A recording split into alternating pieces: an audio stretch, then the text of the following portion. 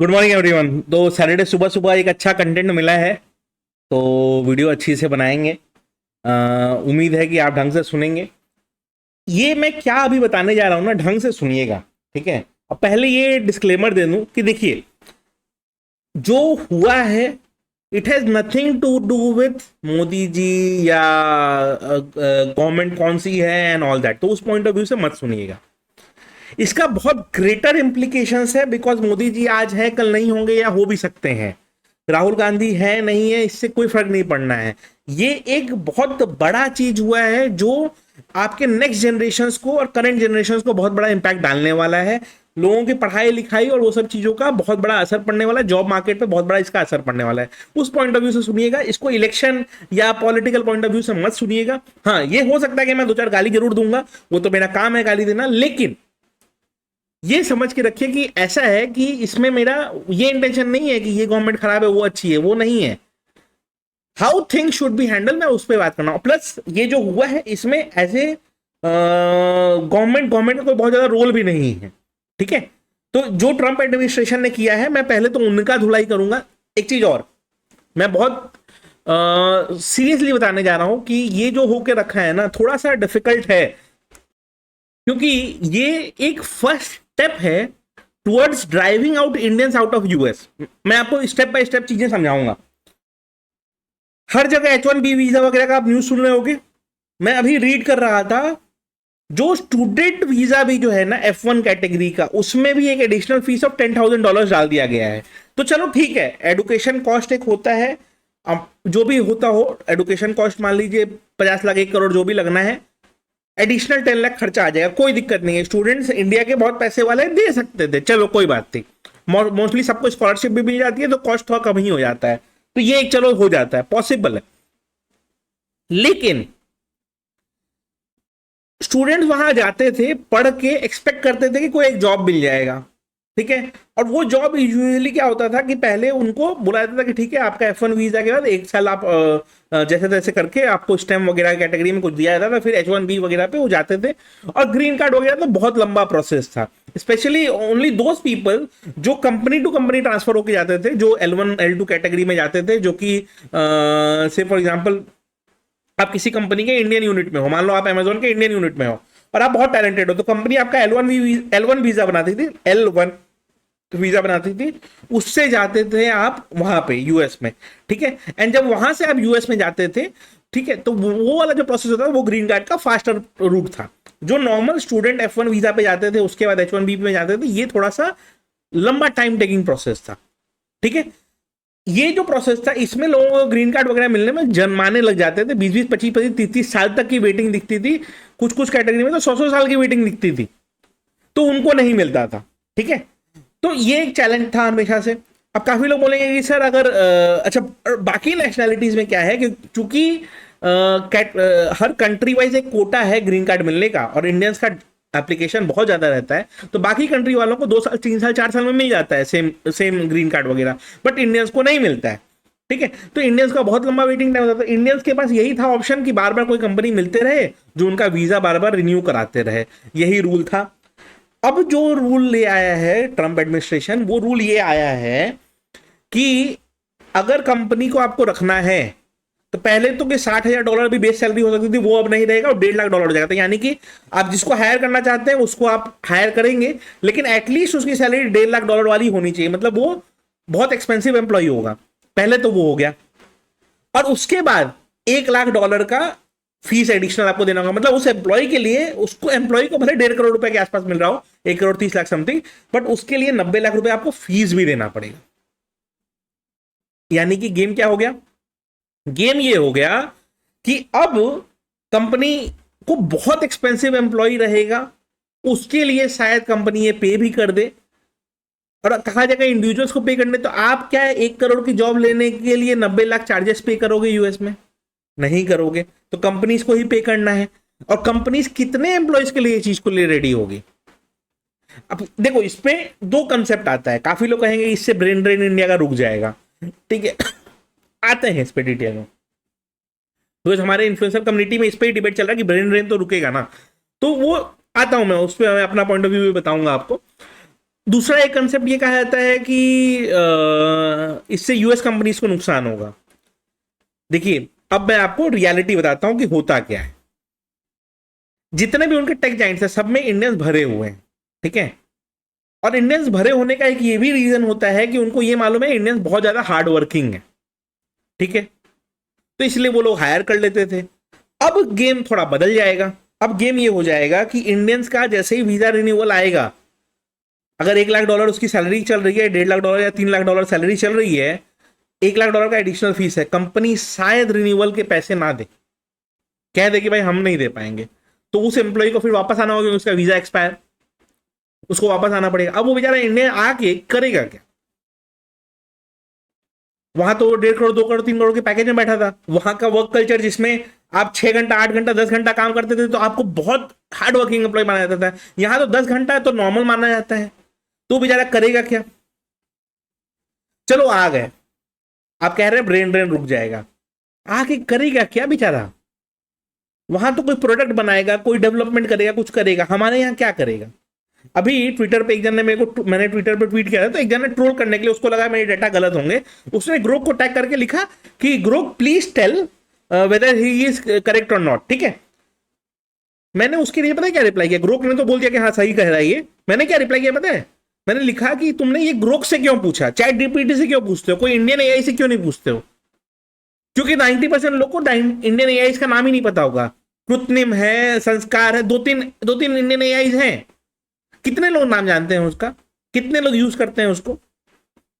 वो भी AI learning models है, सेम मॉडल पे बेस्ड है। बहुत इनके जितना एडवांस नहीं है, लेकिन ये भी लर्निंग पे बेस्ड है। आप खुद यूज करते हो क्या?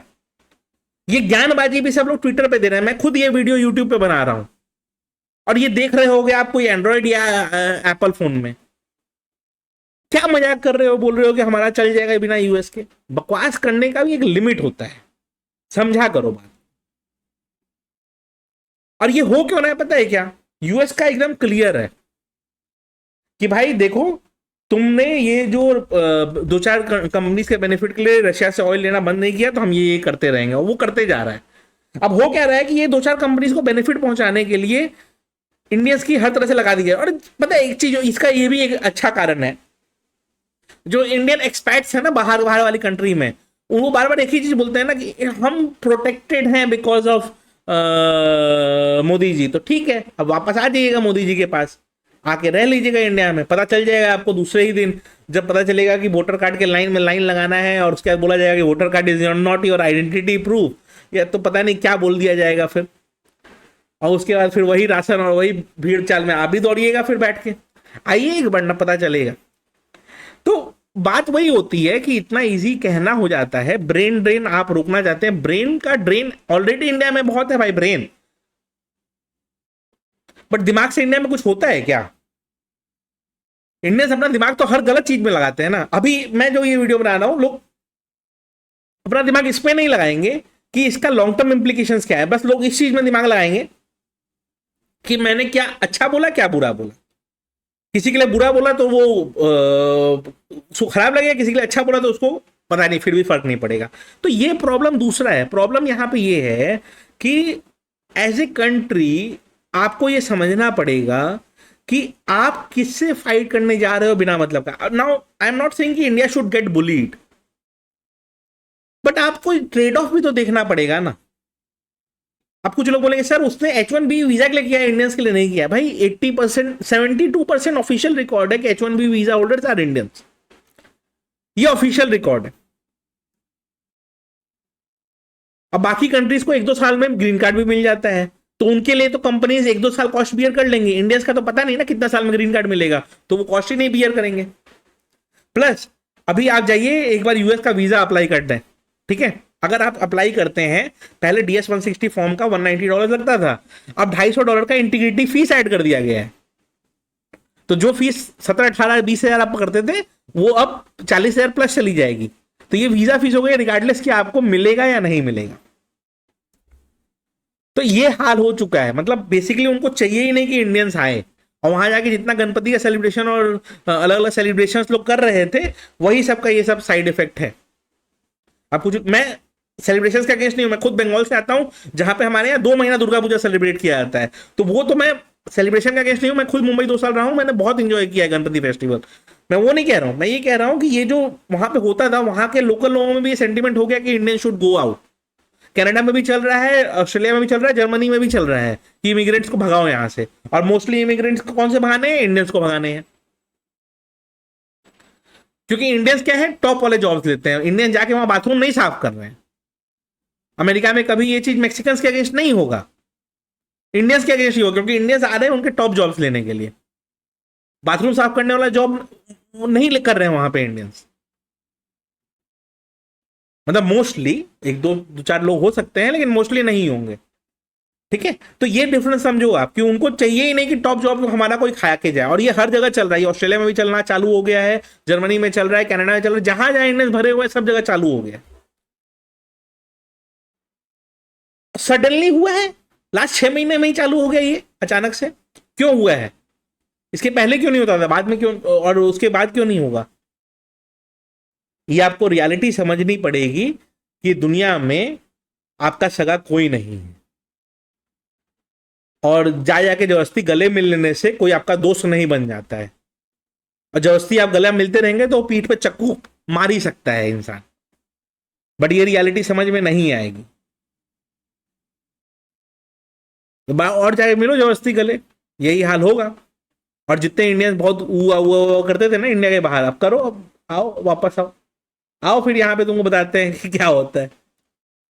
अब कुछ लोग मेरे को लिखेंगे, सर आप कैसे यूएस जाओगे? देखो यार, ऐसा है, भगवान के दया से और मैंने बाई गॉड्स ग्रेस मैं किसी भी कैटेगरी ऑफ वीज़ा में जा सकता हूँ। इन्वेस्टर वीज़ा हो, ये हो, वो हो, मेरे को फ़र्क नहीं पड़ता। मेरे को दुनिया में जहाँ भी जाना है, बाई गॉड ग्रेस मैंने इतना लाइफ में बना लिया है कि मैं किसी भी कंट्री के मुंह पे पैसा मार के उसका वीज़ा और उसका वो ले सकता हूँ, रहने का परमिट ले सकता हूँ। सिटीजनशिप चाहे ना दे, बहुत सारी कंट्रीज नहीं देती हैं, लेकिन पैसा मार के तो मैं जो मन चाहे वो ले सकता हूँ, तो मेरे को वो टेंशन नहीं है। मैं ये चीज आपको ये समझाना चाहता हूं कि आप ये जो सोचते थे कि आपके बच्चे यूएस में पढ़ लेंगे, आप मेहनत कर रहे हो यूएस में पढ़ लेंगे, अच्छा लाइफ उनका हो जाएगा, भूल जाइए वो सब चीजें। आप सोचते थे कि हम लाइफ में अच्छा कुछ कर लेंगे, कुछ अच्छा अचीव कर लेंगे, भूल जाइए वो सब। अब दुनिया वो नहीं रही है। Things have changed, things have changed for good. But good for whom?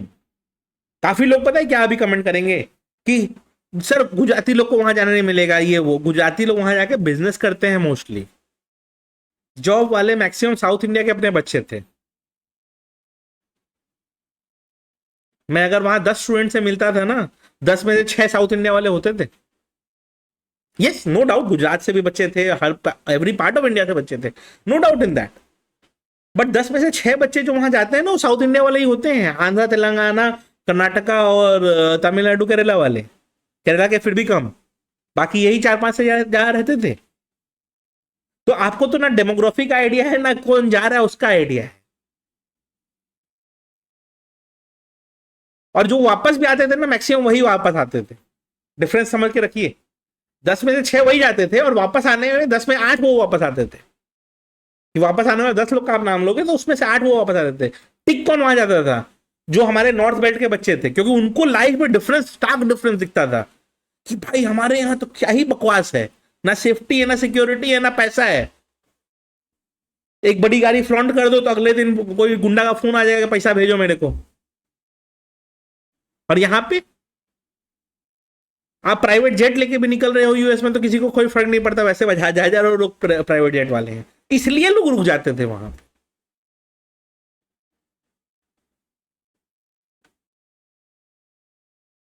और सच बताऊं मैं आपको,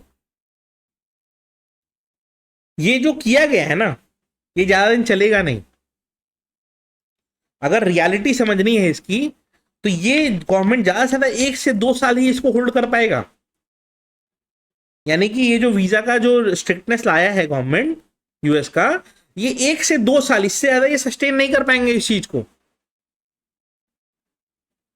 करने का रीजन अभी पता है क्या? एआई आया है, काफी सारा जॉब्स का रिक्वायरमेंट कम हो जाएगा, तो बाय डिफॉल्ट उनको जॉब का रिक्वायरमेंट कम रहेगा। तो 2 साल तो ये मैनेज कर लेंगे, उसके बाद कुछ रहेगा तो फिर वापस जरूरत पड़ेगा इंडियन टैलेंट का। बट तब तक क्या पता एआई और एडवांस हो जाएगी और जॉब की जरूरत ना पड़े। अब जॉब से ले ऑफ करके इंडियंस को निकालना थोड़ा मुश्किल होता, लेकिन अगर कह दिया जाए कि तुम्हारा H1B रिन्यू नहीं हो रहा है तो हम क्या कर सकते हैं, ये कह के निकालना ज्यादा इजी हो जाएगा कंपनीज के लिए। अब कुछ लोग बोलेंगे कि उससे इंडिया में कंपनीज खोलेंगे वो लोग और ज्यादा फिर वो करेंगे। देखो ऐसा है कि कंपनीज किसी की सगी नहीं होती हैं, उनका कोई वो नहीं है कि हम इंडिया में ही जाके यूनिट लगाएंगे, वो कहीं भी लगा सकते हैं ना, वो दुबई में लगा देंगे, वो सिंगापुर में लगा देंगे, वो कहीं भी लगा देंगे जहां इंडियंस को अलाउड है काम करना। वो इंडिया आके यूनिट क्यों खोलेंगे? कोई गारंटी है कि यूएस में टेक पार्क आपको कैलिफोर्निया में ही खोलना है? आप दुबई के सिलिकॉन हब में नहीं खोल सकते हो, आप दुबई के एक्सपो सिटी में नहीं खोल सकते हो, या कुआलालंपुर या सिंगापुर में आप नहीं ओपन कर सकते हो? वहां तो इंडियंस को अलाउड है ना काम करना, वहां कर लेंगे वो। पॉइंट वो नहीं है। फिर भी आप गलत, हमेशा यही गलत समझते हो। जो इंडियंस बाहर जाने वो जाएंगे, आप नहीं रोक सकते उनको। वो यूरोप चले जाएंगे, वो चाइना रशिया तक चले जाएंगे भाई। इशू ये है कि ये डिस्प्यूट पे बार बार क्यों जा रहे हैं हम, दिन पर दिन कोई ना कोई डिस्प्यूट। अभी कल पोर्ट वाला इशू हुआ, ईरान वाला। अभी गवर्नमेंट ने ईरान में ट्रैवल एडवाइजरी जारी कर दी ईरान पे कि भाई मत जाना वहां पे, फेक जॉब्स वगैरह तुमको मिल रहे हैं। अभी अचानक से क्यों कर दी? उधर फिर ये वाला कहानी चालू हो गया। तो घूम फिर के बहुत सारी चीजें एक संग चल रही हैं। आपको ये समझना पड़ेगा कि गवर्नमेंट्स किसी की सगी नहीं होती है, whether it is Indian government और यूएस गवर्नमेंट। वो सगे सिर्फ अपनों के होते हैं। इंडिया में वो अपने बिजनेसमैन हैं, यूएस में शायद वो अपने उनके खुद के दो चार लोग होंगे। इससे पिसते हैं आप और हम जैसे लोग। इंडिया में अब इंजीनियरिंग के जॉब्स ऐसे नहीं मिल रहे थे। बहुत लोग को आप जानते ही होंगे, जॉबलेस वगैरह का हाल हो जा रहा है, अच्छा पैकेज नहीं मिल रहा है, तो वो पढ़ाई खत्म होते जाएगी, अमेरिकन ड्रीम खत्म हो जाएगा। घूम फिर के ये जो पूरा स्ट्रक्चर है ना, वो पूरा डिस्ट्रॉय होने वाला है। एंड जिस तरह से एआई टेक ओवर कर रहा है, बहुत सारे जॉब्स भी चले जाएंगे। एंड ये सब ऐसे टाइम पे हो रहा है जिस टाइम पे इंडिया टेक्नोलॉजी को अडॉप्ट करने के बदले अपने उसी फालतू चीजों में लगा हुआ है कि हमारे को तो ये चाहिए, वो चाहिए, ये चाहिए, वो चाहिए, लेकिन उसको ना पढ़ाई चाहिए ना टेक्नोलॉजी चाहिए। और मैं भी क्या बोलूं, मैं तो खुद ये ज्ञान यूट्यूब पे दे रहा हूं, कोई इंडियन प्लेटफॉर्म पे तो दे नहीं रहा हूं। मुझे भी कुछ सर्च करना होता है कभी कभी तो चैट जीपीटी पे या गूगल पे सर्च करता हूं, कृत्रिम पे तो सर्च नहीं करता हूं मैं, राइट? तो हम खुद ही नहीं यूज कर रहे हैं। ओला से ज्यादा लोग उबर यूज करते हैं, फ्लिपकार्ट से ज्यादा लोग अमेजोन। अच्छा, अब तो फ्लिपकार्ट भी यूएस वाला ही हो गया है, तो घूम फिर के तो यही चल रहा है। एनीवेज, कुछ कर नहीं सकते इसका। वीडियो अच्छी लगी हो तो लाइक जरूर कर दीजिएगा, अपने आईटी फ्रेंड्स वालों के संग जरूर शेयर करिएगा, रिलेटिव्स के संग जरूर शेयर करिएगा। वीडियो अच्छी लगी हो तो लाइक जरूर कर दीजिएगा।